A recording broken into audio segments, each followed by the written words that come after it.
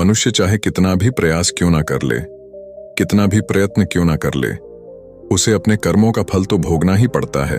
चाहे मनुष्य कितना ही प्रयत्न कर ले, लेकिन वह कभी अपने कर्मों से बच नहीं सकता। जैसी करनी वैसी भरनी, यह वाक्य तो आपने सुना ही होगा। अर्थात जैसे आप कर्म करोगे वैसा ही आपको फल भी प्राप्त होगा। लेकिन मेरा एक प्रश्न है, क्या आप इस बात पर यकीन करते हैं कि जैसा आप कर्म करेंगे वैसा ही आपको फल भी मिलेगा? अब आप में से अधिकतर लोगों के मन में यह प्रश्न जरूर उठ रहा होगा, क्योंकि इसमें पूछने वाली बात क्या है? ये तो सत्य ही है कि जैसे हम कर्म करेंगे वैसा ही हमें फल भी मिलेगा। लेकिन एक बार के लिए आंखें बंद करके अपने आप से यह प्रश्न कीजिए, देखिएगा कि आपको इस प्रश्न का उत्तर स्पष्टता से नहीं मिल पाएगा। कहीं ना कहीं आपके मन में एक संशय जरूर होगा कि क्या यह बात सच है या झूठ। दोस्तों, आज इस कहानी से हम समझेंगे कर्मों का खेल। आखिर अच्छे कर्मों का फल अच्छा और बुरे कर्मों का फल बुरा कैसे होता है? बहुत समय पहले की बात है। किसी गांव में एक बहुत ही ज्ञानी पंडित रहता था। एक दिन वह अपने बचपन के दोस्त से मिलने के लिए दूसरे गांव में जा रहा था। उसका वह दोस्त बचपन से ही गूंगा और एक पैर से अपाहिज था। उस पंडित के गांव से उसके दोस्त का घर काफी दूर था। वहां जाने के लिए बीच बीच में कई सारे छोटे छोटे गांव पड़ते थे। पंडित रास्ते में अपनी धुन में चला जा रहा था। चलते चलते उसकी मुलाकात एक व्यक्ति से होती है। रास्ते में उसे एक आदमी मिलता है जो ऐसा लगता था कि वह किसी का इंतजार कर रहा था, और वह भी पंडित के साथ चलने लगता है। उस आदमी को देखकर पंडित बहुत खुश हो जाता है। उसने सोचा, चलो अच्छा हुआ, साथ साथ चलने से उसका सफर आसानी से कट जाएगा। बात की शुरुआत करने के लिए उस पंडित ने उस व्यक्ति से उसका नाम पूछा तो उसने अपना नाम धर्मराज बताया। पंडित को यह नाम कुछ अजीब सा लगता है, लेकिन उसने नाम के विषय में कुछ और पूछना उचित नहीं समझा। दोनों धीरे धीरे साथ में चल रहे थे। तभी रास्ते में एक गांव आता है। गांव का प्रवेश द्वार आते ही धर्मराज ने पंडित से कहा, तुम आगे चलो, मुझे इस गांव में एक काम है, मैं तुमसे आगे मिलता हूं। पंडित ने कहा, ठीक है। वह आगे रास्ते में चल देता है। कुछ देर बाद उस गांव में खबर फैली कि एक व्यक्ति को सांड ने अपनी सींग में फंसाकर मार दिया है।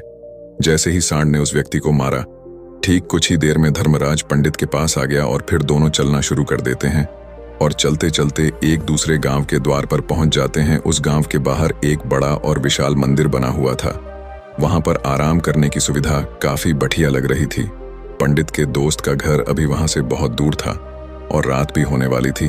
तो पंडित ने धर्मराज से कहा, रात होने वाली है, पूरे दिन चलते चलते थक भी चुके हैं और भूख भी लग रही है, तो यहाँ पर भोजन करके यहीं पर हम विश्राम कर लेते हैं, फिर सुबह के समय आराम से आगे की यात्रा जारी करेंगे। धर्मराज ने कहा, ठीक है, मुझे इस गांव में किसी को कुछ जरूरी सामान देने जाना है, तुम भोजन करके आराम करो, मैं बाद में आकर भोजन कर लूंगा।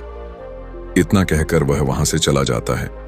लेकिन उसके जाने के कुछ समय बाद, कुछ ही देर बाद धुआं उठता हुआ दिखाई देता है और देखते ही देखते पूरे गांव में आग लग जाती है।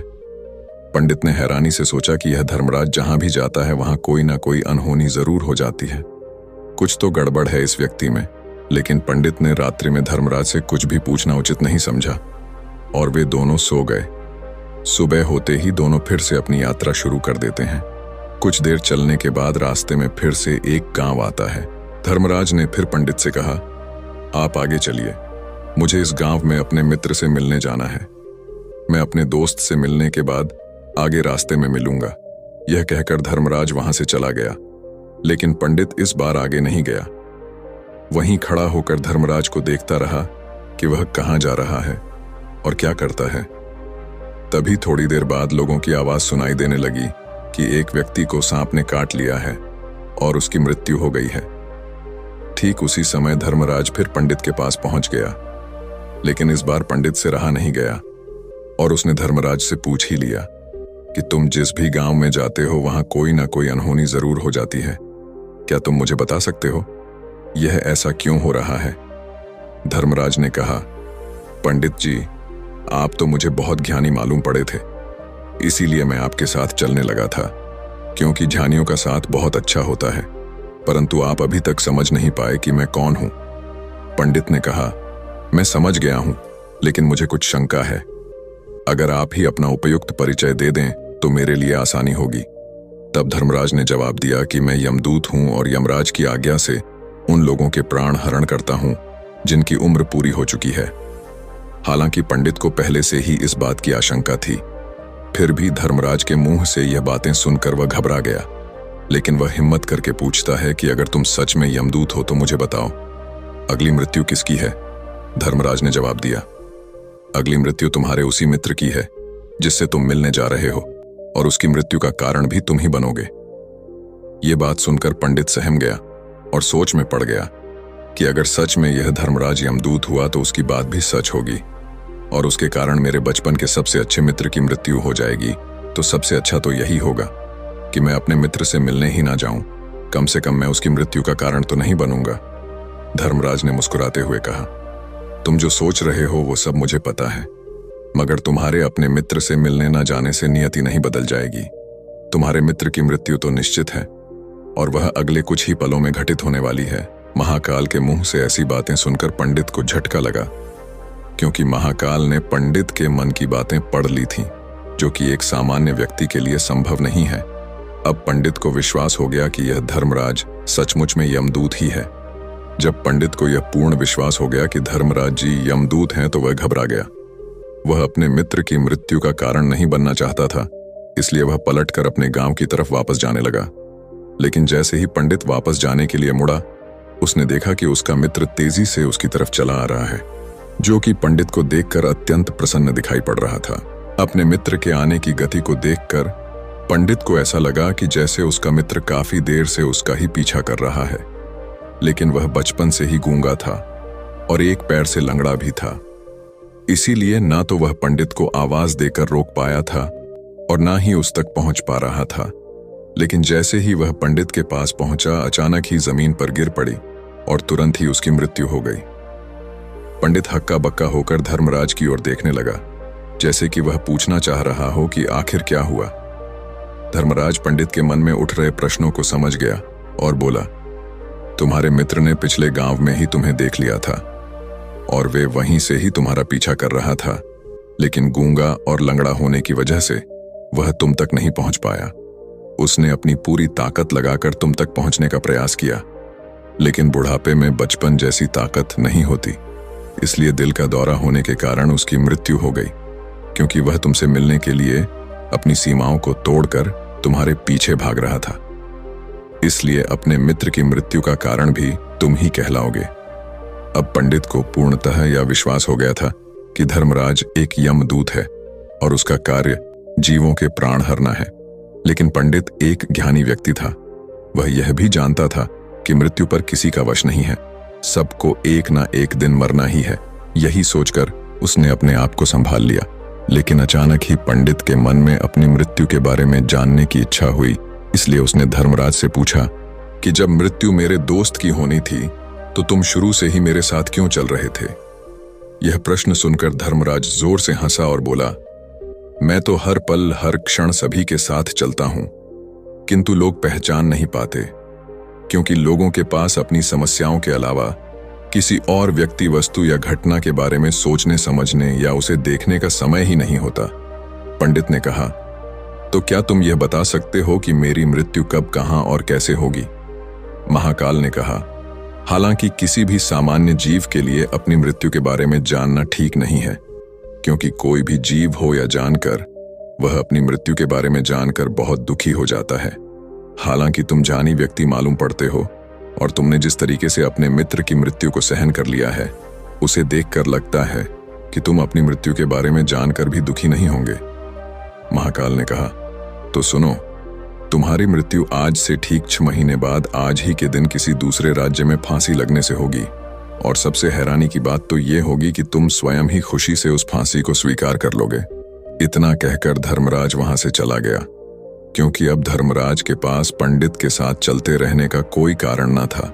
इसके बाद पंडित ने अपने मित्र के शरीर का अंतिम संस्कार किया और यथाशक्ति उसके क्रियाकर्म करके अपने गांव वापस आ गया। लेकिन कोई व्यक्ति कितना भी ज्ञानी क्यों ना हो, अपनी मृत्यु के बारे में जानकर दुखी तो होता ही है, और मृत्यु से बचने का कोई ना कोई उपाय भी खोजता है। तो पंडित ने भी वही किया। क्योंकि पंडित विद्वान था, इसलिए उसकी पहचान उस राज्य के राजा तक थी। पंडित ने सोचा कि राजा के पास तो कई सारे ज्ञानी मंत्री हैं, वह मेरी मृत्यु से संबंधित समस्या का कोई ना कोई समाधान निकाल ही लेंगे। पंडित यही सब सोचता हुआ राज दरबार में पहुंच जाता है और राजा से सारी घटना के बारे में बताता है। राजा ने अपने मंत्रियों को सारी समस्या बताई और उनसे सलाह मांगी। अंत में सभी ने विचार विमर्श करके कहा, अगर पंडित की बात सही है तो उसकी मृत्यु भी 6 महीने बाद ही होगी, लेकिन मृत्यु तो तब होगी जब वह किसी दूसरे राज्य में जाएगा। यदि वह किसी दूसरे राज्य में जाए ही ना तो मृत्यु ही नहीं होगी। मंत्रियों की यह सलाह राजा को भी सही लगी। इसके बाद पंडित के रहने की सारी व्यवस्था महल में ही कर दी गई और राजा के आदेश के बिना उस पंडित से किसी को भी नहीं मिलने दिया जाता था। लेकिन पंडित कहीं भी आ जा सकता था, ताकि पंडित को यह न लगे कि वह राजा की कैद में है। परंतु पंडित डर के मारे स्वयं ही कहीं आता जाता नहीं था। धीरे धीरे महीने गुजरते गए और पंडित की मृत्यु का समय नजदीक आने लगा और अंततः वह भी दिन आ गया जिस दिन पंडित की मृत्यु होनी थी। तो जिस दिन पंडित की मृत्यु होनी थी उसकी एक रात पहले पंडित डर के मारे जल्दी ही सो गया, ताकि जल्दी से वह रात बीत जाए और अगला दिन आ जाए, ताकि उसकी मृत्यु टल सके। यही सोचकर वह जल्दी सो जाता है। लेकिन पंडित को नींद में चलने की बीमारी थी और अपनी इस बीमारी के बारे में वह स्वयं ही नहीं जानता था। तो फिर राजा मंत्री या किसी वैद्य को इसके बारे में बताने का कोई प्रश्न ही नहीं उठता। पंडित अपनी मृत्यु को लेकर बहुत चिंतित था। वह पिछले कई दिनों से ठीक है, सो भी नहीं पा रहा था और नींद में चलने की बीमारी भी तभी होती है जब व्यक्ति ठीक से सो नहीं पा रहा हो। तो उस रात भी पंडित को नींद में चलने का दौरा पड़ा। वह उठा और महल से निकलकर अस्तबल में गया। क्योंकि पंडित राजा का खास मेहमान था, इसलिए किसी भी पहरेदार ने उसे नहीं रोका और ना ही किसी तरह की कोई पूछताछ की। अस्तबल में पहुंचकर वह सबसे तेज चलने वाले घोड़े की पीठ पर सवार होकर नींद में ही अपने राज्य की सीमा से बाहर दूसरे पड़ोसी राज्य में चला गया। इतना ही नहीं, वह दूसरे राज्य के राजा के महल में पहुंच गया। उस महल के पहरेदार ने भी उसे नहीं रोका और ना ही कोई पूछताछ की। सभी लोग रात्रि का अंतिम प्रहार होने के कारण गहरी नींद में थे। वह पंडित सीधे राजा के सैन्य कक्ष में पहुंचा, जहां राजा और रानी सो रहे थे। वह पंडित वहीं जाकर सो गया। सुबह हुई तो राजा ने पंडित को रानी के बगल में सोया हुआ देखा तो राजा बहुत क्रोधित हो गया। राजा ने पंडित को कैद करने का आदेश दे दिया। पंडित गिरफ्तार हो गया, लेकिन पंडित तो भौचक्का था। उसे तो कुछ समझ नहीं आ रहा था कि आखिर वह दूसरे राज्य में और राजा के सैन्य कक्ष में कैसे पहुंचा। लेकिन वहां उसकी यह सब सुनने वाला कोई नहीं था। अगली सुबह राजा ने पंडित को दरबार में पेश करने का आदेश दिया। कुछ देर बाद उस पंडित को दरबार में लाया गया। पंडित को देखते ही राजा इतना बबूला हो गया कि उसे फांसी पर चढ़ा देने का हुक्म सुना दिया। फांसी की सजा सुनकर पंडित कांप गया, लेकिन फिर भी थोड़ी सी हिम्मत जुटाकर राजा से बोला, महाराज, मैं नहीं जानता कि मैं राजमहल तक कैसे पहुंचा। मैं यह भी नहीं जानता हूं कि आपके सैन्य कक्ष तक मैं कैसे आया और आपके महल के किसी पहरेदार या सैनिक ने मुझे रोका क्यों नहीं। लेकिन मैं इतना जरूर जानता हूं कि आज मेरी मृत्यु होनी थी और वो होनी भी जा रही है। राजा को यह बात थोड़ी अजीब लगी। उसने पंडित से पूछा, तुम्हें कैसे पता कि आज तुम्हारी मृत्यु होनी है?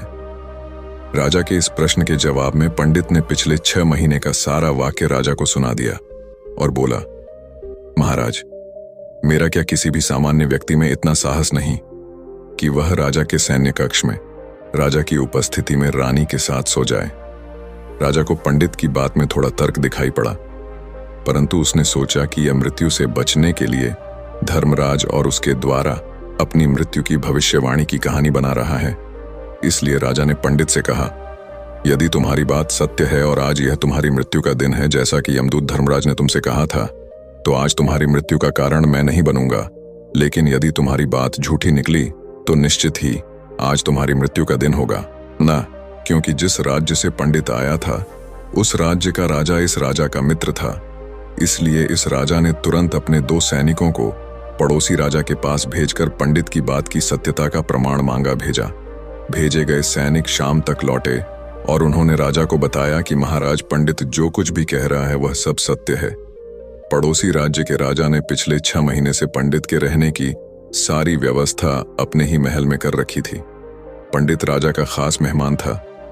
कल शाम राजा आखिरी बार पंडित से उसके कक्ष में मिले थे और उसके बाद यह इस राज्य में कैसे पहुंच गया इसकी जानकारी किसी को भी नहीं है। इसलिए उस राज्य के राजा के अनुसार पंडित को फांसी की सजा देना ठीक नहीं है। लेकिन राजा के सामने एक नई समस्या थी, क्योंकि उसने बिना पूरी बात जाने ही पंडित को फांसी की सजा सुना दी थी। इसलिए अगर पंडित को फांसी नहीं दी जाती तो राजा के वचन का अपमान हो जाएगा। लेकिन अगर राजा की बात का मान रखा जाए तो बेवजह ही एक निर्दोष व्यक्ति की मौत हो जाएगी। राजा ने अपने सभी मंत्रियों से इस बारे में सुझाव मांगा तो मंत्रियों ने राजा को सुझाव दिया कि महाराज, पंडित को एक कच्चे सूत के धागे से फांसी लगवा दी जाए। इससे आपके कथन का भी मान रह जाएगा और कच्चे सूत के धागे से पंडित को फांसी भी नहीं लगेगी और उसके प्राण भी बच जाएंगे। राजा को मंत्रियों का यह सुझाव पसंद आया और उसने ऐसा ही करने का आदेश दे दिया। पंडित के लिए कच्चे सूत के धागे से फांसी का फंदा बनाया गया और नियम के अनुसार पंडित को फांसी पर चढ़ाया जाने लगा। सभी लोग बहुत खुश थे कि ना तो पंडित मरेगा और ना ही राजा का वचन खाली जाएगा। पंडित को भी पूर्ण विश्वास था यह सूद के धागे से तो उसकी मृत्यु हो ही नहीं सकती। पंडित उस पर चढ़ने के लिए तैयार हो गया, जैसा कि धर्मराज ने भविष्यवाणी की थी कि तुम खुद ही अपनी फांसी को स्वीकार करोगे। लेकिन जैसे ही पंडित को फांसी दी गई, सूत का धागा तो टूट गया, लेकिन टूटने से पहले उसने अपना काम कर दिया था। पंडित के गले की एक नस सूत के धागे के झटके से कट चुकी थी और पंडित जमीन पर पड़ा तड़प रहा था। उस पल उसके गले से खून की फुहार निकल रही थी और देखते ही देखते पंडित का शरीर पूरी तरह से शांत हो गया। सभी लोग आश्चर्यचकित थे और पंडित को मरता हुआ देख रहे थे। किसी को विश्वास नहीं हो रहा था कि कच्चे सूत के धागे से भी किसी इंसान की मृत्यु हो सकती है। लेकिन घटना तो घट चुकी थी। नियति ने अपना काम कर दिया था और धर्मराज की भविष्यवाणी सच हो चुकी थी। दोस्तों, श्रीमद् भागवत गीता में भगवान श्री कृष्ण ने कहा है, जो होना होता है वह होकर ही रहता है। हम चाहे कितनी ही सावधानी बरते, कितना ही उपाय कर लें, लेकिन घटना और घटना की पूरी प्रणाली पहले से ही तय होती है, जिसे हम थोड़ा सा भी इधर उधर नहीं कर सकते हैं। दोस्तों, शायद इसीलिए ईश्वर ने हमें भविष्य जानने की क्षमता नहीं दी है, ताकि हम अपने जीवन को ज्यादा बेहतर तरीके से जी सके। और यही बात उस पंडित पर भी लागू होती है। अगर पंडित ने महाकाल से अपनी मृत्यु के बारे में ना पूछा होता तो 6 महीने तक राजा के महल में कैद रहकर डर डर कर जीने की बजाय ज्यादा बेहतर जीवन जीता। दोस्तों, आपने आज के इस वीडियो से क्या सीखा वह मुझे आप कमेंट में बता सकते हैं। इसी के साथ में उम्मीद है कि आपको आज की वीडियो पसंद आई होगी, तो इस वीडियो को उस इंसान को शेयर करें जिससे यह कहानी सुनने की जरूरत है और उसी के ठीक बाद चैनल को सब्सक्राइब करें। तो चलिए फिर मिलते हैं ऐसी एक और नई वीडियो में एक नए मैसेज के साथ। तब तक के लिए अपना ख्याल रखें। धन्यवाद और नमो बुद्धाय।